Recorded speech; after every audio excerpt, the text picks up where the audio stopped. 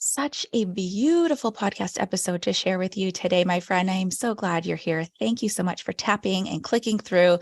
I think we could all use or improve some of the systems that bring more peace and more joy into our home, whether you are living with one kid, expecting a family, having a fur family, or like our guest, having 10 children to care for. I think that there's always growth and there's always room to open up and experience more joy and more love and more peace. My guest today is Laura Hernandez. She and her husband, Tony, are raising 10 exceptional children in Texas. They are in the Dallas area. You will hear that beautiful Texas drawl in her voice. And in the past 4.5 years, they've added 6 new children to their family. So they had some biological children, and they've also have 3 adopted children. And you'll hear in this episode, but it took her many years to develop systems and different life hacks that help keep her family running and organized. And in developing these systems, it really helped the family run smoothly. It reduced Laura's daily workload, her mental load, and her house became a place of peace. Yes, I will say that, a place of peace, even with 10 kiddos. It's incredible everything that she has done. So she wants all mamas to be doing the same, regardless of the family size. And so these tried and true systems that she's put in place to bring peace and joy into the home really is a way that we can help build independence and responsibility in our families. And so that is what we're going to be talking about today. I'm so excited to share this with you. So without further ado, let's just dive right in. Welcome to the Juggle is Real podcast. I'm your host, Andryanna. A few years ago, burnout nearly cost me that happy, fulfilled life that I'd always dreamed of. Every day left me feeling overwhelmed with stress at work, at home, and just with life in general. I felt like I was constantly running and couldn't catch my breath.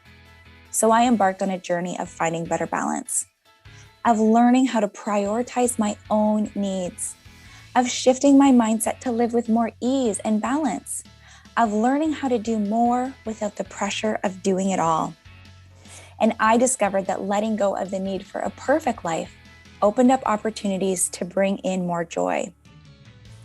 So I am sharing my experience and my learnings with you so that you don't have to struggle. I want to show by example how liberating and empowering it can be to silence expectations, to learn how to live through the chaos of work and family with grace, joy, and ease. So what do you think? Are you with me? Let's get started.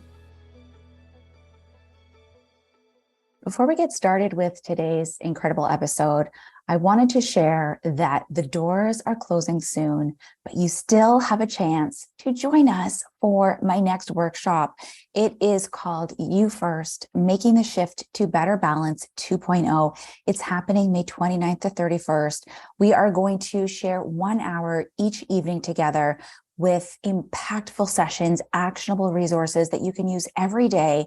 And I have some incredible guest experts who will be taking us through quick but easy and honestly life-changing practices that you can incorporate in your own Better Balance tool belt.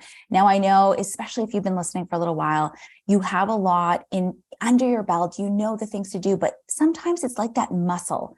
We have to keep using it to strengthen it and for it to be habitual and to really just have that muscle memory that we can come back to. In this workshop, we're going to be shifting our mindset with new research, learnings, and incredible exercises. We'll be clearing the mind and creating space with ancient breathwork sequences from an incredible guest expert, my brother. We're going to be healing through a group energy clearing with Reiki with my sister-in-law, Ali Payetta. We're going to be moving to restore and empower with an all-ability yoga sequence from Ali, and we're going to be tapping into our subconscious mind to create deeper change with an ease and balance hypnotherapy session from executive and transformation coach Kelly Maisi. Believe me when I say that this is absolutely an incredible experience that I really and truly want everyone to have. The thing is that, you know what, when we put ourselves in a position to be gentle with ourselves, to be more understanding, and to, cut ourselves some friggin' slack, beautiful things start to happen. Because the thing about chronic stress, when we're overwhelmed all the time, when we can't pull ourselves off that hamster wheel, we don't get that perspective.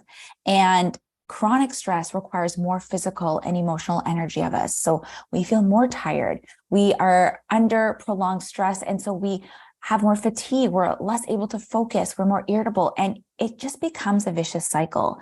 So when we can take these small pockets to reflect and reset, our nervous system goes from overdrive to better regulated. Our cortisol decreases, our dopamine and serotonin is released, and that's the pleasure and motivation and those happy transmitters and hormones in our bodies.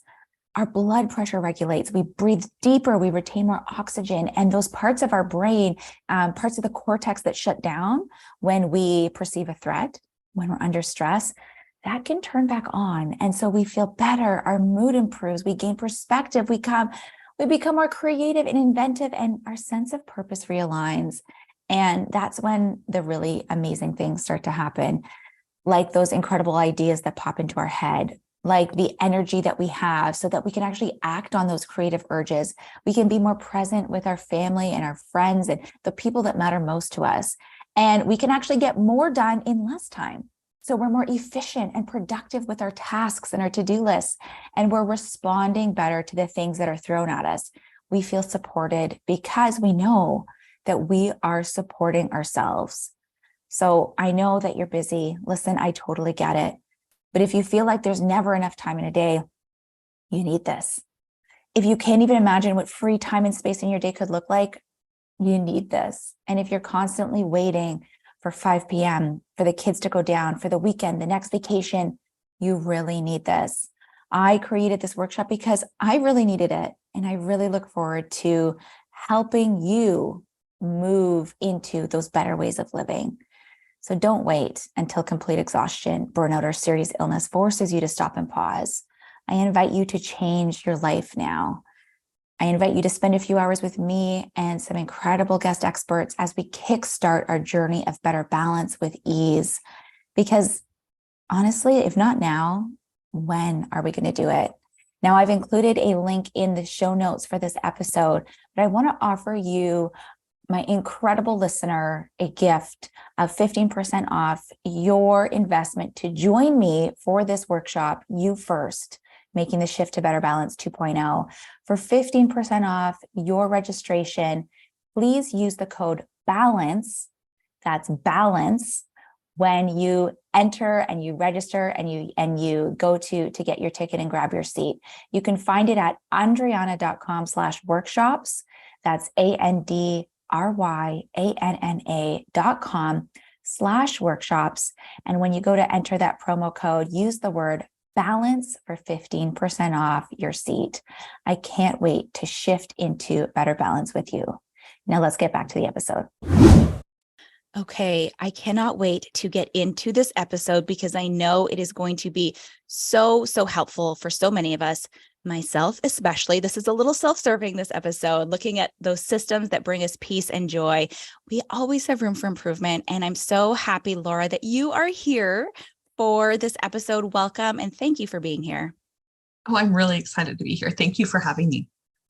Yeah, you know what? I think it's so incredible that you have developed these systems that have helped your big family, 10 children, with my 3, I'm like, what? There's so many kids happening, but we have 10 nieces and nephews. And when all of the kids are in one house together, it's a party, to say, like, to be on the conservative side, right? So I think that it's so incredible what you're doing to help your family thrive, and that you're doing things to help others create their own systems as well. So let's just off the hop, let's begin. Can you tell us about yourself, maybe a little bit about your journey and what it is that you actually do? Yeah, so we have 10 kids, but we always haven't had 10 kids. And in 1 year, kind of like a 6-month period, we went from 4 kids to 8 kids. After we had our 5th biological, we moved back to Texas. We had moved up to Seattle for a hot minute. We moved back to Texas to adopt a sibling group of 3. And I mean, that was just a lot. Moving across the country is a lot of kids, but then with a newborn and then adding three new little buddies, what we didn't know at the time is that they had special needs. And so that was just a whole host of fun, other exciting surprises along the way. And it was kind of chaotic, to say the least. Like, we were in survival mode 100%. And I remember just standing against the wall and thinking, if I could just make it to bedtime, if I could just get them in their cribs. I mean, we had 5 little people, 4 and under, all in diapers, all in cribs. And it was nuts, right? That's like a daycare. It Bless felt your crazy. heart. Can I just say, yeah, bless your heart. Yeah. And I don't think I realized it at the time. But looking back, I'm like, that was crazy. I don't know what we were doing, but we did it. Anyway, I finally got to a place where I was like, we've got to put something in place here, because there's so many things I want to do to be intentional with my people. And I really felt like when I had 4, I felt like I had it down. Like, I was able to implement things, able to spend time with my kids and pour into them and teach them things I wanted to teach them. And then all of a sudden it was like, everybody just live. That's my goal. Just stay alive until bedtime. Keep swimming. Keep swimming. We could do this. Yeah, it was a lot of that. Anyway, I searched for systems and searched for things and somebody to give me the answers for our family. And I know that you'll be shocked to hear this, but we didn't have anybody out there in the world who had 8 or more kids, all these little people, some foster, so we had caseworkers in and out of our home all day. We had therapists in and out of our home all day. Some were going to public school, we were homeschooling some. So it was just so much. And I found, I was like, you know what, I've got to figure this out on my own, because we can't remain like this, right? And so that process that I kind of walked ourselves through, where a few years later with 10 kids, I'm able to put my feet up in the evening and have a glass of wine, and the kids are bathed and the house is clean, and like all of those things, I felt like I had the magic jackpot. And I know that it was because of the systems. And so I wanted to help other moms figure out what systems would work in their home, because that process was so key in that. And so that process is the same thing I get to walk other mamas through now in my business. So. This is so good. And I think, I mean, you're doing it on a really big scale. Most families, don't have that many children. And I think it's so incredible what you're doing. And you and your husband, Tony, like I just kudos to you for everything that you're doing, and the people that you're helping, your own family, and, those that you've brought into your family, and now the people that you're helping. This is beautiful. I have tears in my eyes just thinking about it, because I know that so many of us feel like we're in the trenches, and we feel like, oh my gosh, if I could just get that extra couple of breaths, just those few moments of peace where I can, actually like look and see, like, is my shirt on backwards or inside out? Like, some of us are just, we're having those moments. And when you have little ones, those moments are kind of like back to back to back, and you don't necessarily get a lot of free space. And so I really just want to dive right into learning more about these tried and true systems, things that you have developed specifically for busy moms, those who are listening right now. So, I mean, I want to say what brought this on. I feel like we already kind of know it was kind of like a make or break. There was no other option for you. But how has this helped you and all of those mamas that you're working with? I mean, it has changed everything. I'm able to take care of myself and do things that give me life, like my business. Like, I feel so honored that I have the space and the time and these things in place in home so that I can show up and do things that I want to be doing. That really bring me joy, that I can like go on a walk every morning and spend time by myself reading every day. Like, all of those little things that feed me and fill me up so that I can be a good mama to my people. Like, it's changed everything. And I hear that over and over again, just with different systems. I'll get a call from a mom. She's like, I can't even believe how this meal plan has changed my life. Like, I'm not stressed about dinner all the time. I'm not like, it's not so chaotic at mealtime. And so just little things that, as you know, every mama is so different. And so what may be the most overwhelming thing to you may not be to me, but the thing that's most overwhelming to me is probably not the thing that's most overwhelming to you. And so getting to work with moms in their specific areas in their homes with their specific kids, with their personalities, with their energy levels, their work life, like all of the things, being able to piece that together and put systems in place for that, that's kind of where the magic happens. So I like to encourage moms, like, our biggest thing is that we need a plan. We can't be moving forward without a plan, because otherwise we're just stuck in that reactionary mode where it's, what do you need? What do you need? Okay. Dinner, bedtime, like, it just is chaotic and our brains are in chaos mode.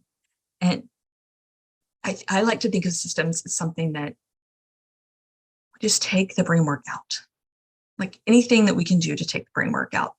So this could be like an automation, like having air filters delivered to our house every 6 months. So I don't have to think about it, or every 4 months, however often they're supposed to be delivered, and have a kid go up and do it. So I've automated that. I delegated it to a kid. It's taken care of, right? I don't have to do anything with it. So we have that set up. I'm no longer thinking about our air quality, except when I'm telling you about it right now. Other things are like just having your spaces set that will set you and your kids up for success. So like in the morning time, my morning routine is everything to me, simply because I know that if I just roll out of bed and try to parent, I do a really crappy job. But if I can have time to myself and read, and I'm a person of faith, and so I love to read my Bible and journal and all of those things. And so if I have that time and space to do so, amazing.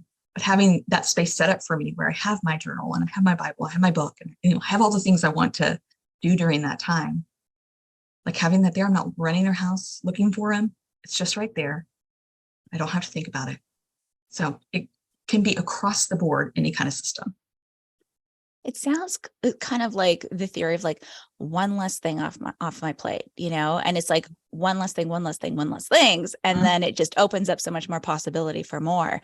And I think for so many of us, it's not even necessarily the physical doing, but sometimes it's really the mental toll that it takes to be, running a household, helping your family, showing up for the people who need you.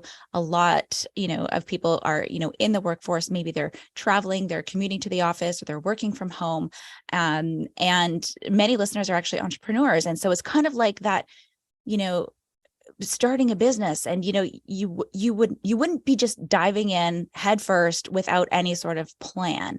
You have these business plans and these structures, and you're creating marketing plans and operating systems, and when you want your business to get larger, you offer scalable products and scalable offers, so that as you grow, you're not necessarily doing absolutely everything, but you can continue to do it on a larger scale. And it kind of sounds like a no-brainer. Like, if this is what we're doing, if we are starting a family, if we're growing, and if we're doing things in our home, having a plan for these things and not just kind of flying by the seat of our pants, probably going to help us in the long run. And I don't know that it's really talked about as much as the overwhelm and the mental load and all of the bad stuff. So like putting the systems in place seems like this missing piece of the puzzle that can really just free up so much time for us. So I'm just going to let you take the floor here. I want you to share some of these beautiful systems, a little bit more that's going to help us bring more peace and joy into the home. I want to take it all in. So please go ahead and just take the floor. I could do that. I wanted to say first, like hearing you talk about a plan and business and all of that, like I like to think about our home as kind of a business, because it kind of is, right? I'm the manager of the home, and you would not walk into Starbucks and see the manager taking orders, sweeping the floor, taking orders at the window, trying to make the coffee, in the back doing the bills. Like, you would never see that, right? Like, that would be ridiculous, and the Starbucks would be in complete chaos. And that's kind of like what our homes are like, right? We're not delegating anything out. We're trying to do it all. We're running ourselves ragged. And so having that time to just sit down and create a plan where we can think through what needs to happen, what do I really want to happen, and what things are we just doing because we're just doing that. I have so many mamas that are signed up in all these sports and all these things, and their kids don't like them, and the mom just kind of felt pressured to because their neighborhood kids were doing it.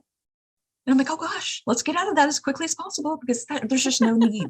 There's no need for that. So just really assessing the things you are doing. Is it giving you life? Is it draining you? Like, we want to get all the draining stuff away. Okay. So my favorite systems are kind of my morning routine and my evening routine. We've kind of already talked about my morning routine. Love to talk about our evening routine. This has been so instrumental in just our whole day going well, because this is going to sound super selfish, but I really think that this is all about us. Like, nothing is really about us, but it's all about us. Preaching to the choir, Laura. Preaching to the choir. My latest workshop is called You First, Making the Shift to Better Balance. So this is what I try. And it sounds counterintuitive, especially for moms, because we've been just ingrained to think we've got to do it all for everyone else. And our needs don't count and we don't matter because we chose to have kids and we wanted a career and we wanted to do these things. And so we are at the bottom of this totem pole, but we've got to reverse that pyramid. And so I applaud you for, helping others and helping people like really just appreciate and take on that self-care is important and you must prioritize yourself. Yes. Amen. As you were saying those things, like we must do, I was like, oh, it's like a fire in me, getting all fired up. We won't go there. But the Texas woman, we don't want to make anyone angry over here, but yeah, continue. Won't get fiery. So I want us to think about our systems. Like, how are they serving us? Like the goal is that they serve us, right? As the manager of the home, we want this to be a well-oiled machine. So we want to be out of the picture as much as possible and delegating and automating as much as possible, right? So in the morning, when I wake up, I don't want to be tripping over toys. I want the coffee to be made already. So I walk out, there's a hot pot of coffee. I'm not tripping over things, like kind of visualizing that perfect morning for me. And then I'm going to work backwards and jump back to my evening routine. How do I get that to happen? Like what things need to happen in the evening to make that perfect morning so that I can wake up and be in a good mood and be a good mom to my people? I can't emphasize enough how much this morning thing means to me. I was just seeing the difference of like, I feel like that's the most serving thing I can do for my kids. That's the best thing I can do for my kids is to have that time. Anyway, that's our evening routine. So our evening routine starts at 5 o'clock and we have an alarm on my phone. And so it goes off on my watch too. And then on the Alexas. And I thought she was going to say something. She's unplugged. We're good. On all the devices, right? So an alarm goes off. Kids know that means they're getting up and they're doing their 5 o'clock jobs. Means for me that I'm going in the kitchen and making dinner. Because I will often get to like 7:30 and I'm like, guys, it's time for bed. And they're like, oh, I haven't eaten. I mean, often is a strong word, but it's happened before. And I'm like, oh gosh, I forgot to feed people, right? Because time slips by. Like we're outside playing or we're doing whatever. And it just slipped by. And so I kind of then panic and like, then it's just chaos the rest of the night, right? So kind of preemptively, before everyone gets hangry, 5 o'clock, I go do dinner, get it ready. During that time, my kids are doing their chores and everybody in our home has kind of 3 areas that they're supposed to do. So they get ready for the next day. They lay out their clothes, find their shoes, their glasses, their socks, like all the little pieces that I don't want to be looking for first thing in the morning. Mm-hmm. Pack their lunches. Then they help get dinner on the table. And that could be like my 3-year-old loves putting the forks on the table. That's his job. And he absolutely loves it. Could be getting drinks on the table, helping serve, like whatever that is, just delegating those things out. And then number 3, everybody has a zone that they're in charge of. And this could be like, hey, you're in charge of all socks around the house because you're my sock drawer, right? Or it could be like, hey, you clean up the living room and that's your afternoon job. But when we're doing these things, we've got to be really specific in our expectations for our kids, because otherwise we just both come up short and then we get frustrated with each other. It causes arguing. And I mean, amongst them and then amongst me and the kids, right? Of like, no, you didn't clean the room. You just picked up a sock. Like, I need you to pick up the living room, right? So setting those clear expectations is key. So that's kind of like how our evening rolls. And then we all sit down and have dinner together and bedtime kind of ensues after that. But having those key chores in the afternoon sets us up for the morning for success. And so we kind of end up having these bookends of the day where I can go to bed with a clean house, kitchen's picked up, no dishes in the sink, table's clear. And then on the front end, I wake up to that, to a peaceful home. And my children aren't angels. They don't like fly around and do these jobs all the time and like sing while they do it. There's complaining and whatever, but we've set those expectations. So if somebody's like, I don't want to do it. Okay, it's your job though. And we're a team and we're going to all help each other. It's kind of like a no nonsense plan. This is what we're doing. This is so good. I'm thinking about all the things that we let slide around here with our kids. And I'm like, yeah, we need to put these systems in place. And it made me think of too, I was speaking with Julie Cole, who's the co-founder of Mabel's Labels on the podcast. And she has 6 children.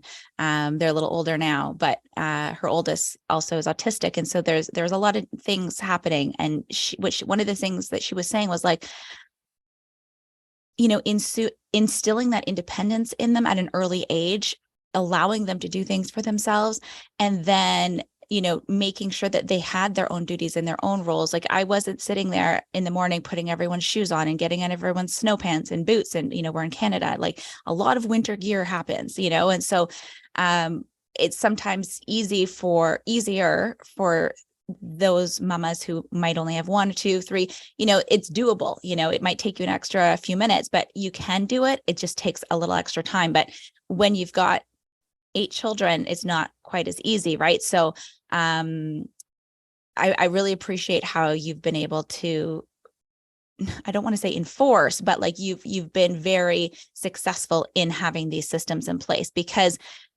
teaching our kids independence and responsibility, I think those are 2 really, really important traits that are going to benefit them and help them to be successful as they grow older and, as they move onwards in their lives. And so when you're discussing this, like my ears just perked up. I'm like, you know what? Like I need my notebook, grab me a pen, like tell me what to do, because with my kids, we've got a dog. I often feel like I'm really the only one who's caring about socks laying around and all those sorts of things, So please tell us. I know you said sometimes they complain or, not everyone's on board all the time, but let us know how you found success in putting these systems in place with the kids. Like, what are you doing that's helping them? Any sort of tips or tricks? What can we do to help implement these systems with the whole family? Because you said it's a team. And, my kids all play sports. It's like, one member can't be, watching cartoons while the others are, doing drills. Like everyone has to be doing these things. So maybe, I guess that's kind of another nice parallel and a nice metaphor for it. But let us know, how can we help our children to be more independent and responsible and doing things around the house? And now a quick word from our sponsor. I think you know by now that I love my self-care routines. I'm finding that balance when I take those small pockets out of my day and I'm using it to care for myself. And my skincare has really become a ritual that I attribute to my Better Balance regime. And I absolutely love the skincare products from Wildcraft Care. Now, Wildcraft is a Toronto-based female-owned company.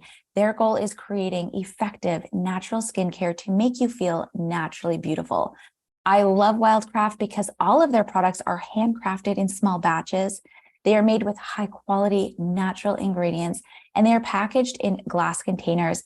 The best part, all of their products are under $45. So they're really making this sustainable and beautiful product affordable.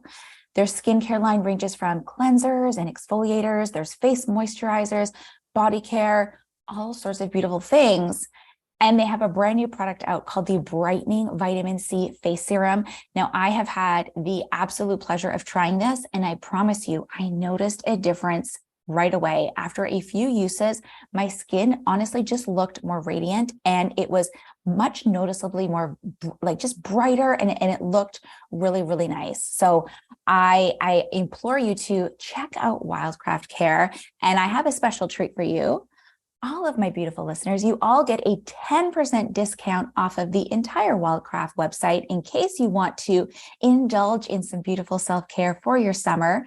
Use the code JUGGLE10 when you hit up their website, hit wildcraftcare.ca and use the code JUGGLE10, that's JUGGLE 10 for 10% off your purchase. Wildcraftcare.ca using the code JUGGLE10 for 10% off your purchase of beautiful, natural, and sustainable skincare.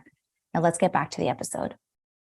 I love to set it up as one time, one stop. We're doing this at the beginning of the school year and maybe at the beginning of the summer. We'll kind of move things around if need be. Like in the summer, we'll add picking up towels to the list, right? And we delegate all those things out. Then I sit down with everybody. We call it a team meeting in our house, and we go over everyone's responsibilities. And so I would say, like, hey, Matthew, this summer you are in charge of picking up all the swimsuits outside and making sure that they're hung up so they can dry. And we'll go around the table and tell everybody what their things are, and they have these charts they can see, and they, for the most part, can read now too, but they have little pictures as well. And so they can see what they're supposed to do. but I'll go over it like 3 times with them around the table. And then I'm like, oh, what if there's swimsuits outside? Whose job is that?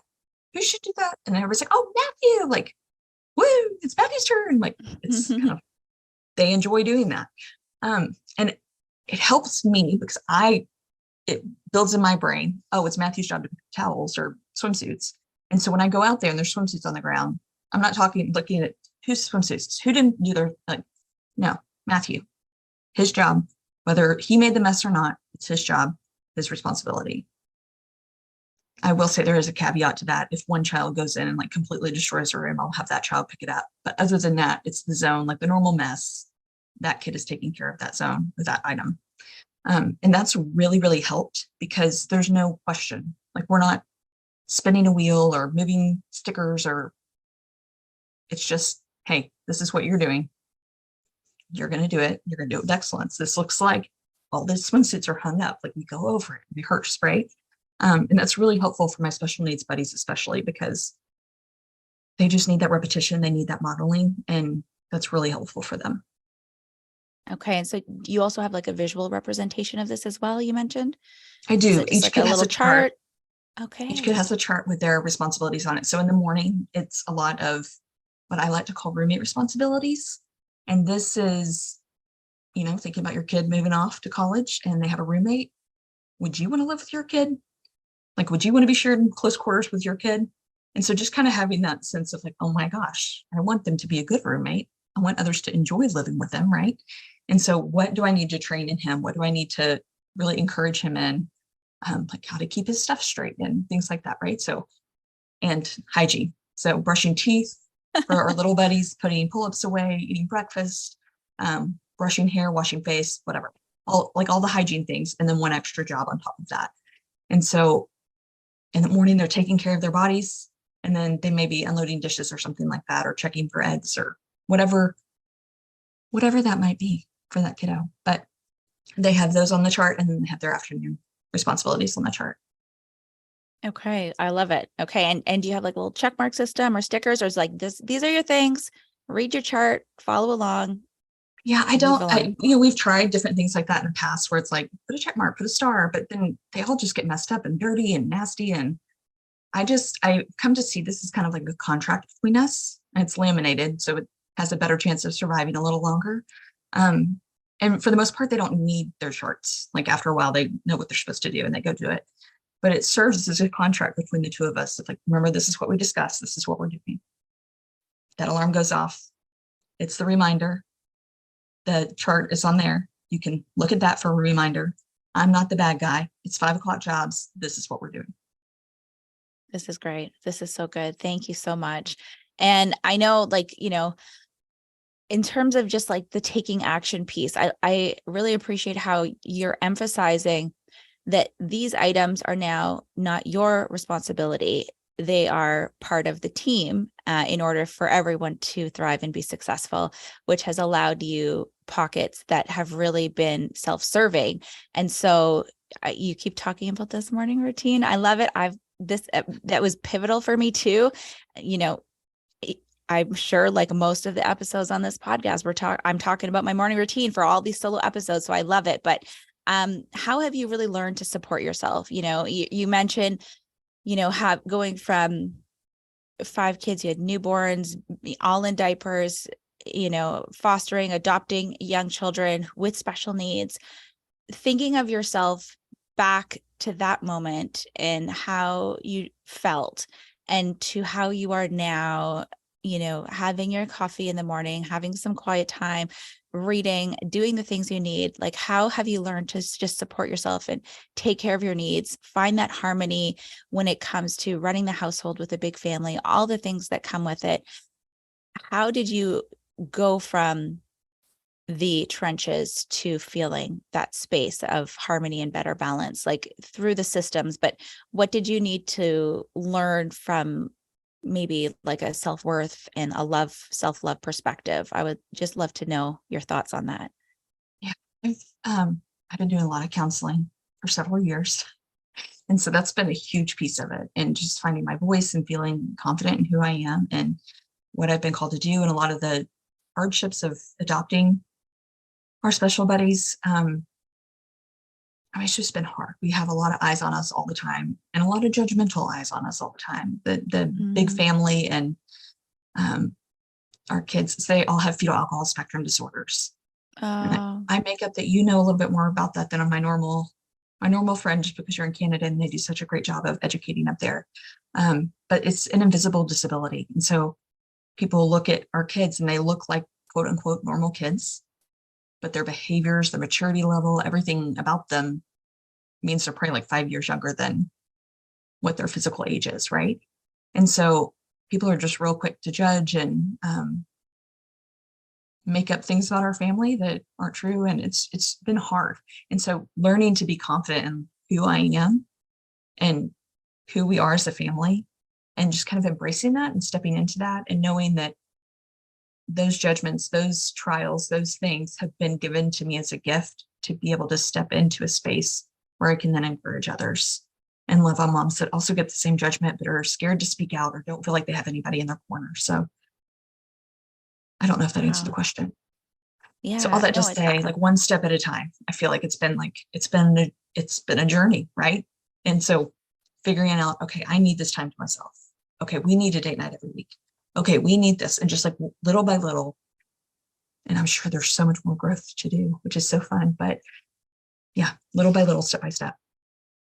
it's so good. And I appreciate that you said that, you're not doing it all alone. You are reaching out, if there are supports that you can't maintain yourself, like there's counseling or there's places where you can look to and find what you need. And I think that's just such a great reassurance, because maybe from the onset, someone might be looking and saying like, look at Laura, she's got it all, Oh, yeah. she has this big, beautiful family, and, she's the most incredible mom, and, her house is clean and everyone's doing their chores and everyone's looking great.